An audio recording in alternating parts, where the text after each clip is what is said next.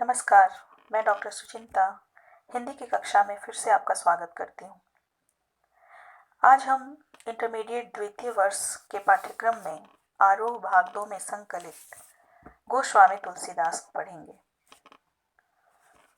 तुलसीदास की यहाँ कवितावली से कुछ कवित्त और दोहे दिए गए हैं। उन्हें पढ़ने से पूर्व हम सर्वप्रथम उनके परिचय को देखते हैं। गोस्वामी तुलसीदास का जन्म सन 1532 में बांदा उत्तर प्रदेश के राजापुर गांव में हुआ था। इनकी जो प्रमुख रचनाएं हैं वो रामचरितमानस है, विनय पत्रिका, गीतावली, श्री कृष्ण गीतावली, दोहावली, कवितावली, रामाज्ञा प्रश्न है। इनका निधन सन 1623 में काशी में हुआ। भक्ति काल की शगुन काव्य धारा में राम भक्ति शाखा के सर्वोपरि कवि गोस्वामी तुलसीदास में भक्ति से कविता बनाने की प्रक्रिया की सहज परिणति है, परंतु उनकी भक्ति इस हद तक लोकोन्मुख है कि वे लोक मंगल की साधना के कवि के रूप में प्रतिष्ठित हैं। यह बात न सिर्फ उनकी काव्य संवेदना की दृष्टि से वरन काव्य भाषा के घटकों की दृष्टि से भी सत्य है। इसका सबसे प्रकट प्रमाण तो यही है कि शास्त्रीय भाषा अर्थात संस्कृत में सर्जन क्षमता होने के बावजूद उन्होंने लोक भाषा अर्थात अवधी एवं ब्रज को साहित्य रचना के माध्यम के रूप में चुना और बुना। जिस प्रकार उनमें भक्त और रचनाकार का द्वंद्व है, उसी प्रकार शास्त्र व लोक का द्वंद्व है, जिसमें संवेदना की दृष्टि से लोक की ओर वे झुके हैं तो शिल्पगत मर्यादा की दृष्टि से शास्त्र की ओर। शास्त्रीयता को लोकग्राह्य तथा लोकगृहित को शास्त्रीय बनाने की उभयमुखी प्रक्रिया उनके यहाँ चलती है। यह तत्व उन्हें विद्वानों तथा जन सामान्य में समान रूप से लोकप्रिय बनाता है। उनकी एक अनन्य विशेषता यह भी है कि वे दार्शनिक और लौकिक स्तर के नाना द्वंद्वों के चित्रण और उनके समन्वय के कवि हैं। द्वंद्व चित्रण जहाँ सभी विचार भावधारा के लोगों को तुलसी काव्य में अपनी अपनी उपस्थिति का संतोष देता है, तो वहीं समन्वय उनकी ऊपरी विभिन्नता में निहित एक ही मानवीय सूत्र को उपलब्ध करा के संसार में एकता व शांति का मार्ग प्रशस्त करता है। तुलसीदास की लोक व शास्त्र दोनों में गहरी पैठ है तथा जीवन व जगत की व्यापक अनुभूति और मार्मिक प्रसंगों की उन्हें अचूक समझ है। यह विशेषता उन्हें महाकवि बनाती है और इसी से प्रकृति व जीवन के विविध भावपूर्ण चित्रों से उनका रचना संसार समृद्ध है, विशेषकर रामचरितमानस। इसी से यह हिंदी का अद्वितीय महाकाव्य बनकर उभरा है। इसकी विश्व प्रसिद्ध लोकप्रियता के पीछे सीता राम कथा से अधिक लोक संवेदना और समाज की नैतिक बनावट की समझ है। उनके सीताराम ईश्वर की अपेक्षा तुलसी के देश काल के आदर्शों के अनुरूप मानवीय धरातल पर पुनः सृष्ट चरित्र हैं। गोस्वामी जी ग्रामीण व कृषक संस्कृति तथा रक्त संबंध की मर्यादा पर आदर्शीकृत गृहस्थ जीवन के चितेरे कवि हैं। तुलसीदास जी इस अर्थ में हिंदी के जातीय कवि हैं कि अपने समय में हिंदी क्षेत्र में प्रचलित सारे भावात्मक व काव्य भाषाई तत्वों का प्रतिनिधित्व वे करते हैं। इस संदर्भ में भाव, विचार, काव्य रूप, छंद और काव्य भाषा की जो बहुल समृद्धि उनमें दिखती है वह अद्वितीय है। तत्कालीन हिंदी क्षेत्र की दोनों काव्य भाषाओं अवधी व ब्रज भाषा दोनों संस्कृति कथाओं सीताराम व राधा कृष्ण की कथाओं को साधिकार अपनी अभिव्यक्ति का माध्यम बनाते हैं। उपमालंकार के क्षेत्र में जो प्रयोग वैशिष्ट्य कालिदास की पहचान है, वही पहचान सांग रूपक के क्षेत्र में तुलसीदास की है।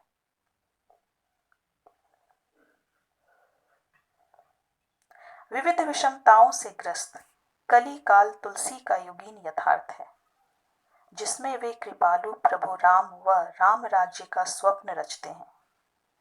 युग और उसमें अपने जीवन का न सिर्फ उन्हें गहरा बोध है, बल्कि उसकी अभिव्यक्ति में भी वे समकालीन कवियों से आगे हैं। यहाँ आपको 2 कवित्त और 1 सवैये पढ़ने के लिए दिए गए हैं, जो इन सारी बातों का प्रमाण है। तो आइए पहला छंद पढ़ें। इस पहले छंद में उन्होंने दिखलाया है कि संसार के अच्छे बुरे समस्त लीला प्रपंचों का आधार मात्र एक है, और वह है पेट की आग। पेट की आग का दारुण वह गहन यथार्थ है, जिसका समाधान वे राम रूपी घनश्याम के कृपा जल में देखते हैं। इस प्रकार उनकी राम भक्ति पेट की आग बुझाने वाली यानी जीवन के यथार्थ संकटों का समाधान करने वाली है, साथ ही जीवन बाह्य आध्यात्मिक मुक्ति देने वाली भी है। तो आइए सर्वप्रथम इन पंक्तियों का हम पाठ करें।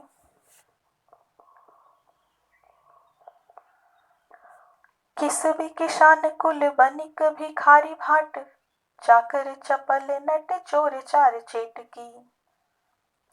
किस भी किसान कुल बनिक भिखारी भाट, चाकर चपल नट चोर चार चेट की। पेट को पढ़त गुण गढ़त चढ़त गिरी, अटत गहन गन अहन अखेट की। ऊंचे नीचे कर्म धर्म अधर्म करी, पेट ही को पचत बेचत बेटा बेट की। तुलसी बुझाई एक राम घन श्याम ही ते, आगी बढ़वागी ते बड़ी है आगी पेट की। गोस्वामी तुलसीदास जी यहाँ कहते हैं कि इस संसार में मजदूर, किसान, व्यापारी, भिखारी, भाट, नौकर, चंचल नट, चोर, ठग, सेवक सेविका सभी पेट की आग को शांत करने में लगे हैं। यहाँ हर कोई पेट की आग बुझाने में लगा है। यहाँ सबको सिर्फ पेट की चिंता लगी है। कवि कहते हैं कि सभी वर्ग अपने अपने तरीके से धन वैभव कमाने में लगे हुए हैं।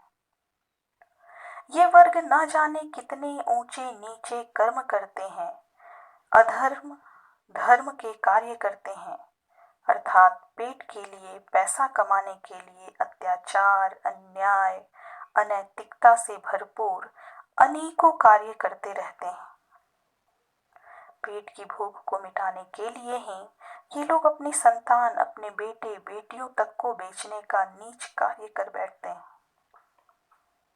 यह पेट की आग इतनी भयंकर व तेज है कि समुद्र के अंदर लगी अग्नि भी इसके सामने तुक्ष पड़ जाए। तुलसीदास जी इस भयंकर अग्नि से छुटकारा पाने के लिए एक राम के नाम का सहारा लेने का ही सुझाव देते हैं। उनके अनुसार सिर्फ घनश्याम अर्थात राम ही हैं जो इस पेट की अग्नि का सहारा बन सकते हैं और उसका संहार कर सकते हैं। जो मनुष्य राम का नाम सच्ची भक्ति और श्रद्धा के साथ लेता है, वह हमेशा ही समाज के इन दुखों व मोह माया को छोड़ सुखमय जीवन व्यतीत करता है।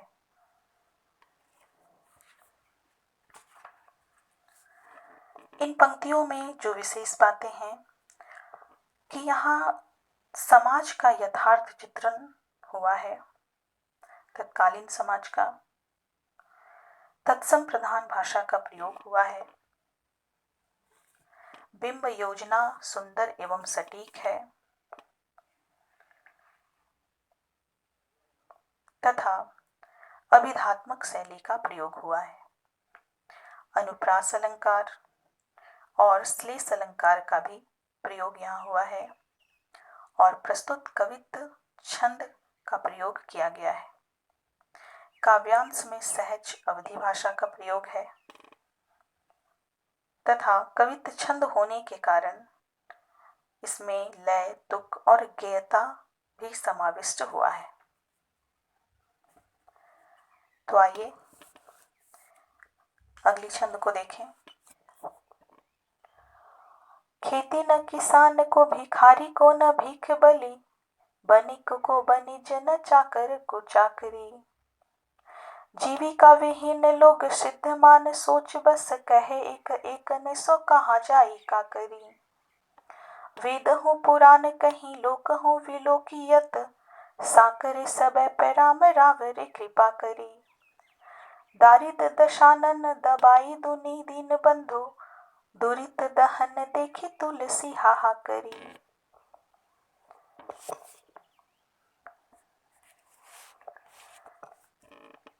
इस दूसरे छंद में तुलसीदास कहते हैं कि प्रकृति और शासन की विषमता से उपजी बेकारी एवं गरीबी की पीड़ा का यथार्थ चित्रण यहाँ वो प्रस्तुत करते हुए बताते हैं कि उसे दशानन अर्थात रावण से उपमित किया जा सकता है इस पीड़ा को।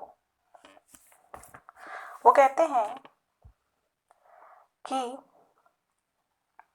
ऐसा बुरा समय आ गया है कि किसान काम करना चाहता है किंतु उसके लिए खेत नहीं, भिखारी को भीख नहीं मिलती, बनिए का व्यापार नहीं चलता, नौकरी चाहने वालों को नौकरी नहीं मिलती।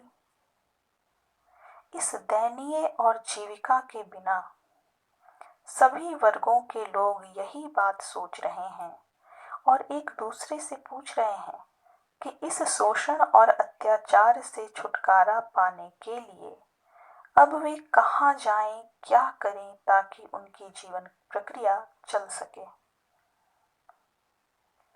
तब तुलसीदास जी राम की भक्ति पर बल देते हुए कहते हैं कि वेदों व पुराणों में बार बार कहा गया है, लोगों ने उसकी महिमा को अनेकों बार देखा है। हे प्रभु, वो आप ही हैं जिन्होंने निर्दयी रावण की बुरी नीतियों व अन्याय को नष्ट किया था। हे राम, आप ही सब दीन दुखियों के स्वामी हैं। हे प्रभु, आप ही पापों को नष्ट करने वाले हैं।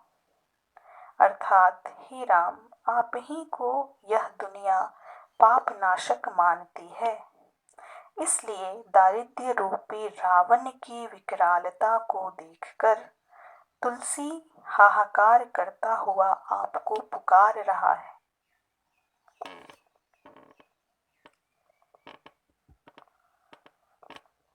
इन पंक्तियों में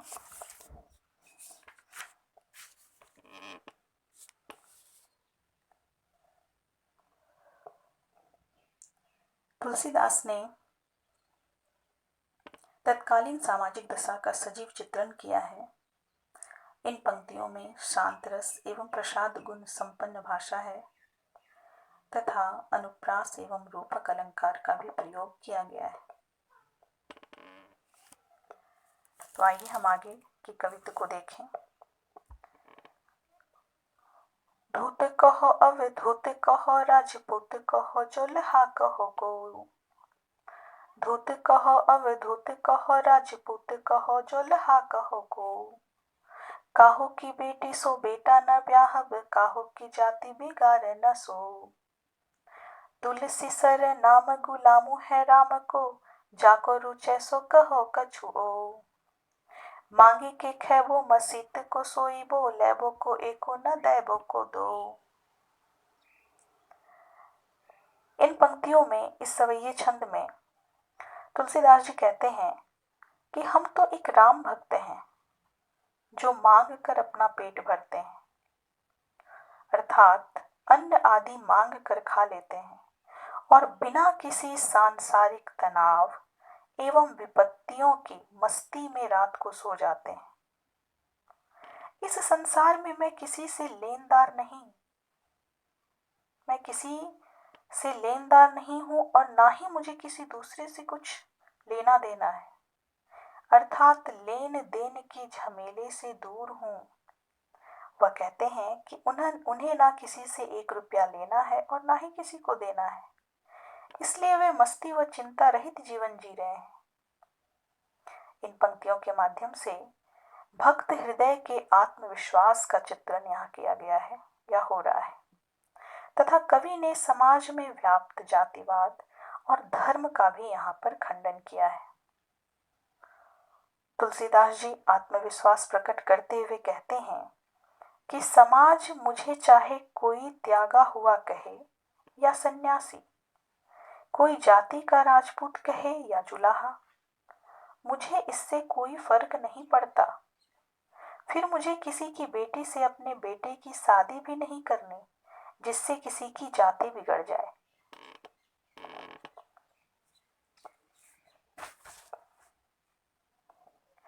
इन पंक्तियों में तुलसीदास जी ने कोमलकांत पदावली युक्त भाषा का प्रयोग किया है। सवैये छंद का सुंदर निर्वाह यहाँ हुआ है। सामाजिक एकता का सुंदर उदाहरण इन पंक्तियों में प्रस्तुत किया गया है। भक्ति रस एवं प्रसाद गुण भी संपन्न भाषा यहाँ दिखाई देते हैं तथा अनुप्रास अलंकार की छटा भी यहाँ दिखाई पड़ती है। नमस्कार।